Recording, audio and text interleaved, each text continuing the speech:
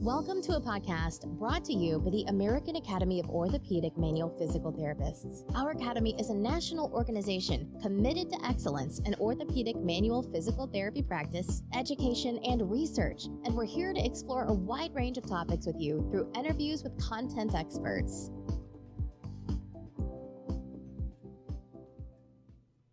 Hello and welcome, AOMT podcast listeners. This is Kevin MacPherson, and today we are bringing you Gary Kearns.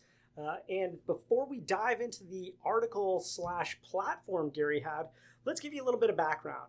So Gary graduated with his master's degree in physical therapy from Texas Tech University Healthcare Sciences Center.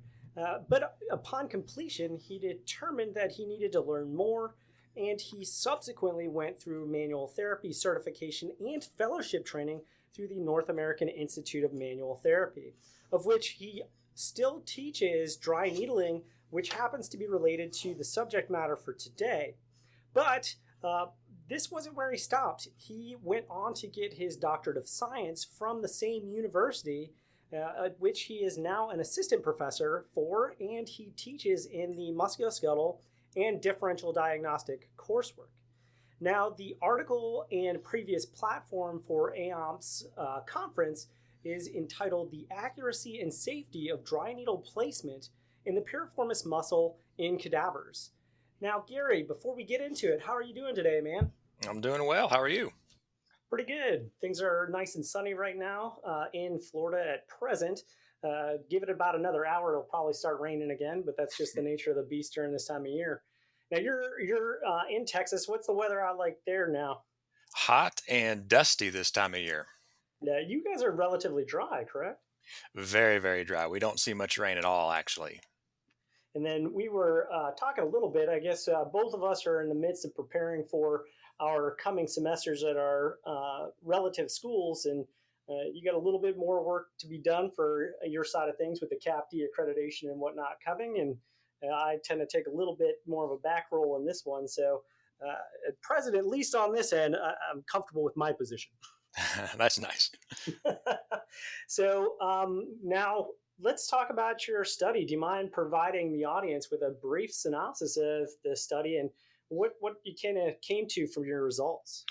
So we're lucky enough here at the Health Science Center at Texas Tech that we've got lots and lots of different programs that utilize the cadaver lab. So we have a little bit easier time getting access to unembalmed cadavers, which makes anatomic research a little bit easier. And so what we sought to do was see from an accuracy standpoint and then from a safety standpoint, are we able to insert a needle targeting that medial aspect of the piriformis muscle as it's coming out of the greater sciatic notch?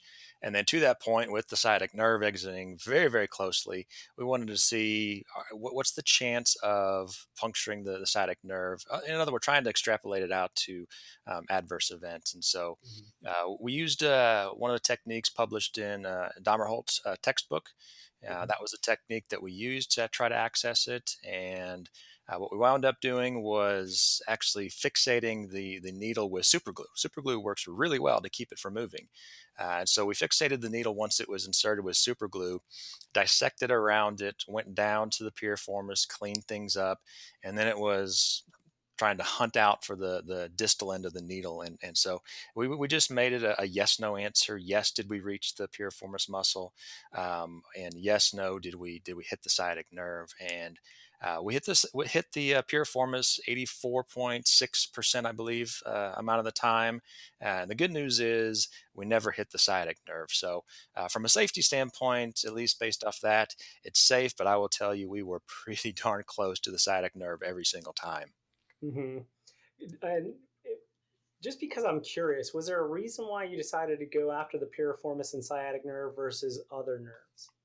Well, I think I guess first of all, have you ever had your any of your nerves hit with a dry needle? I have. I had my common peroneal nerve hit with a dry needle, and that definitely sends some zingers down into the foot and great toe. Yeah, so it's not a pleasant experience. I've had my median nerve hit a couple times, and so getting into dry needling, and this might age me a little bit, but getting into dry needling, that was never anything that was on our radar in PT school. And so by the time it kind of came into my wheelhouse, safety was always a big concern with me. And so there's certain areas of the body where, just from a face validity standpoint, I would question not only are we able to actually reach the specific muscle, but what's the risk versus benefit of actually targeting this muscle. And so the first one, it was the sciatic nerve, just knowing how close it is, and really being able to get down to the cadaver lab and seeing the variation in not the sciatic nerve, but the piriformis muscle, how little the actual muscle belly is. And Hmm. so if your goal is to actually hit the muscle belly, can we actually reach it? And then, because we have to encroach a little bit more medially towards the muscle, how close are we coming to that sciatic nerve? Because, I mean, dry needling itself is not the most comfortable technique. And so you can change your technique and your dosage to try to make it as pleasant as possible, and I use little air quotes for pleasant. But we're trying to minimize how noxious the stimulus is, and as you and I know, getting our nerves hit with a needle is quite noxious, and so. Being cognizant of taking that into consideration with some of our patients, that was really my goal, was to say, should we be doing this? Should we be teaching this? Is this something that we should even be considering implementing in our patients? Hmm. Now, with the technique chosen, and with the more importantly the subject chosen, being that cadaver, did was there a significant difference in feel? Because I know a lot of times when you talk to a dry needling practitioner, they'll talk about feeling it get into the muscle, things along those lines. Were you using that at all? Were you using depth based off of ultrasound in your previous teaching? Like, how did you come to compare those, and does that ultimately impact the design of your study? Well, yes and no. So, as far as, does an unembalmed cadaver feel different than normal healthy tissue? Yes and no. So they're stored in very cold temperatures. So when you get them out of the locker, they're a little bit stiffer. But you keep them out in the open for a little bit, they begin to warm up, and honestly, the actually the needle going through the tissue, aside from there obviously being no reaction of the tissue, you can tell when you're going through adipose tissue, you're hitting fascial layers and things of that nature. And so, to some extent, it's one of those techniques where there's not a bony backdrop. Hmm. In other words, you don't know when to go. Oh, I hit bone, so I can stop. And so that was really the only thing that was a little difficult with this study, was we didn't have the reaction of the muscle to tell us up. We're ready to stop. And so, in some respect, it was just a pragmatic decision of looking at the cadaver and going, okay, this is a smaller cadaver. I'm going to use a smaller needle, or this is a larger cadaver. I think I need to use a longer needle. And so, we didn't use any ultrasound imaging to assist us. We were just almost doing it as if the majority of the clinicians out there that don't have access to ultrasound imaging, what's this going to look like in the clinic with them? How do they choose the correct needle? And most of us use just a pragmatic decision based off of observation and palpation from our patient. Gotcha. Now, we're going to jump off the study for a second here, knowing that you have taught, or you still continue to teach dry needling, just to make sure, correct? Yes, that's correct. Okay. Has this changed the way you teach this technique? Has it changed your methodology at all?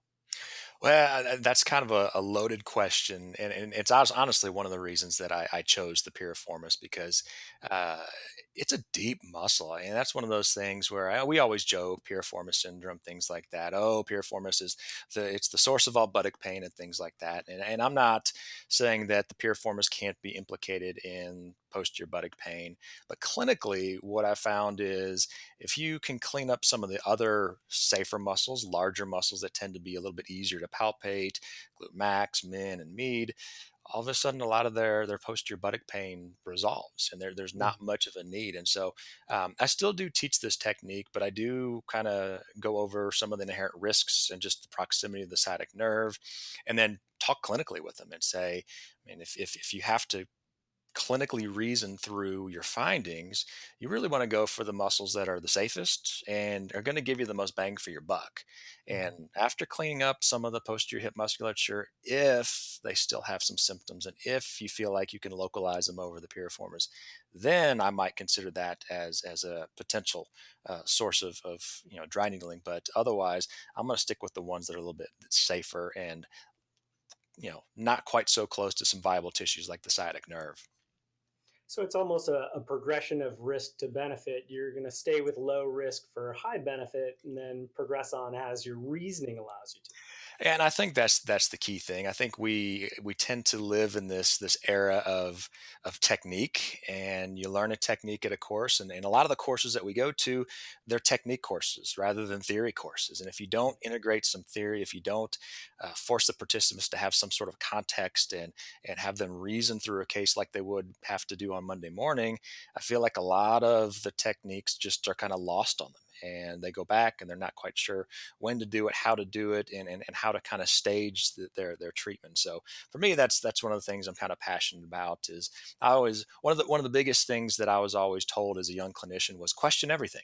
Just because you're taught a technique does not necessarily mean that it's going to be safe, that it's going to be applicable to everything. And if something doesn't make sense, don't be afraid to ask questions. Don't be afraid to kind of buck the trend a little bit and go, you know what, I just the risk versus benefits just not there for me. Hmm. Now, what is? I don't want to dive too far into mechanisms, but is there a mechanism behind your thought process as well as that risk to benefit with treating those other gluteal muscles and then progressing to piriformis? What do you think's there? Well, my background is always more integrative in the sense that if you want to throw the term regional interdependence out there, that's probably one of the more easy to throw out terms out there. But you look at a lot of our chronic lumbar patients, and you follow their history, and it starts with a specific incident at some point. A lot of times, it's an acute disc injury. It resolves on its own, whether it's through just a wait and see or they actually get treatment. But oftentimes, as they progress, as they get older, they begin to manifest with posterior hip pain. Sometimes it's diagnosed as trochanteric bursitis, things like that, and things that we see on a common basis. And so, the more chronic the patient is, we know with some of the pain science stuff that's out there that there is a segmental distribution of symptoms that you can see. And so, for me, oftentimes, if they're not terribly acute and they haven't had their symptoms long enough, sometimes it's as simple as addressing the lumbar spine, and the hip takes care of itself sometimes, almost a victim versus the culprit. The victim is the hip, it hurts, but the culprit itself is the lumbar spine. But I think dry needling works best with the patients that tend to be a little bit more chronic, where they do have some of these pain processing issues, and they do have trigger points that develop in the posterior hip muscles. And just from a segmental standpoint, you wind up seeing more dysfunction. At least I see more dysfunction in glute med and glute min than I do piriformis. And plus, the other thing we have to consider is, can we even directly palpate piriformis? I mean, it's a Hmm. pretty small muscle and it's pretty darn deep. Hmm. And so that's also always a question that I've had is that even something that we can directly palpate? So, Gary, my next question more looks at the clinical application of your research. So, obviously, it's hard to apply exercises and anything like that pre and post on a cadaver. So, in a real world situation, say you've gone to this patient who presents with what you would consider that gluteal uh, pain syndrome. And you've addressed the glute med, you've addressed glute min, you've gone through possibly went after piriformis. I'm not too awful concerned with that, but give us and the listeners an idea of what you're doing from an exercise standpoint to really marriage your dry needling intervention with your other interventions. Yeah, and I think that's a good way of put it. Is it's not the only thing that we do, right?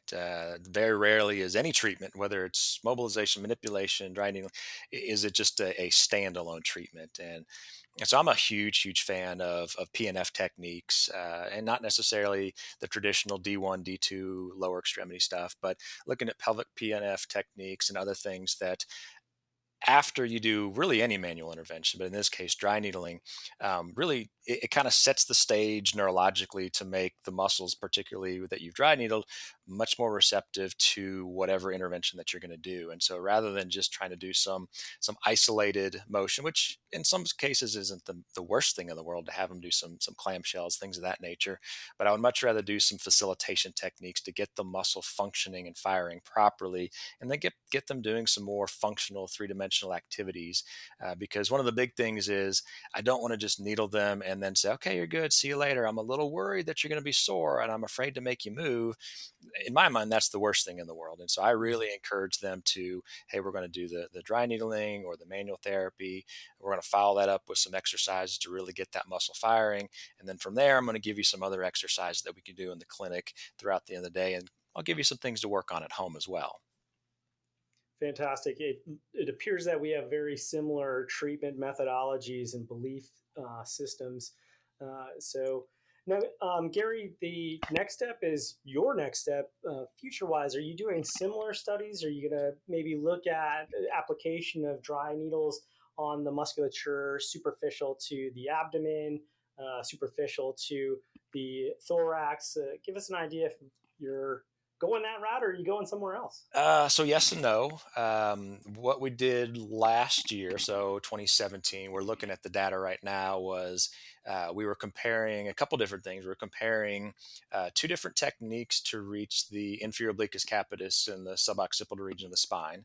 And not only were we comparing those two techniques, but we were comparing a novice clinician with a clinician that was experienced with dry needling but not experienced with either of those techniques, and then myself who've used both of those techniques in the past, and really looking at incidents of potential adverse events. And so did it on unembalmed cadavers again, but this time what we did, the little wrinkle that we added, was we used ultrasound imaging. Now the needles were quite small and really didn't show up very well with a static image, and so we wound up taking 10-15 second video clips of the needle in the tissue with it being manipulated. And we got some pretty cool things. I've submitted it to AMP. Hopefully we'll be able to present it as a poster or platform this coming fall. But some eye-opening and humbling results so far. Let's just put it that way.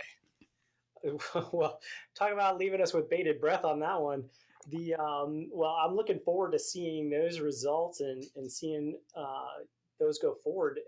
What other irons do you have in the fire per se? The one we just started was again. It kind of goes back to what we were talking about with choosing needle length with the Piriformis study that we did. There's really not a lot of guidelines out there on appropriate length needles. It's all a pragmatic decision based off of my patient is a little bit thinner. I'm going to play it safe and go with a smaller needle. And so I've got some colleagues that work for a larger corporation that they've actually had an increase in incidence of uh, pneumothorax with needling both the thorax musculature as well as the upper trap and prone. And so we're kind of looking at that in terms of can we gauge a certain length of needle that you should stay within to avoid potential visceral puncture, in this case the lung, to make sure that at least we have some recommendations out there to where it's just not a clinical decision. Because if you've been doing it long enough, you get pretty good at deciding on what length needle that you use. But there's always that learning curve for the new needler, and sometimes they might go a little too long with the needle, and then who knows what's going to happen if they choose a needle that's too long. So we're looking at that in the upper trap as well as the thorax region. That's great news, Gary. It's good to see that we do have practitioners, and I'll call them more research practitioners or clinical scientists that are looking not just at showing off with new techniques or whatnot, but are also trying to help us out with diminishing the risks for a lot of our interventions, especially these ones that, while the risks are small to begin with, still it's still there and it's still something that needs to be accounted for. So I personally thank you for working on this type of research, and I hope you to continue for quite some time. Oh yeah, and yeah, it's funny. I'm in the academic setting. I still have my foot in the clinic several days a week, but I'm a clinician at heart, and I would get so bored doing just flat out, just basic, boring research. I want to answer clinical questions that have popped into my head throughout the years. If those are the things I can get behind, then I have no problem going down to the cadaver lab collecting research, because it ultimately it influences not only how I practice, but it might also influence how other people practice. Good point. Great point. So, Gary, I'm sure we've got some listeners that may have some follow up questions or just want to get a hold of you to find out what else you're doing. do you mind giving us some contact information for you? Oh, absolutely. Email is probably the easiest way to reach me. My email address here at Texas Tech is gary.kearns at ttuhsc.edu. And then if you want to drop me a line, my office number in Lubbock is 806-743-9015. And be happy to talk to anyone that has any questions. This is just one of those areas that it's always interested in me. I'm passionate about, and I could talk your ear off all day about it.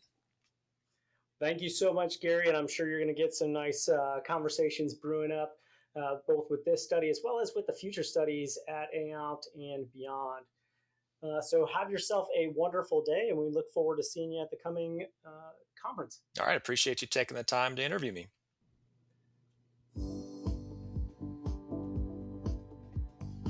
This has been a production of the American Academy of Orthopedic Manual Physical Therapists. You can learn more about the Academy by visiting our website at aaompt.org. You can also find us on Facebook, Twitter, and Instagram by searching for our acronym AAOMPT.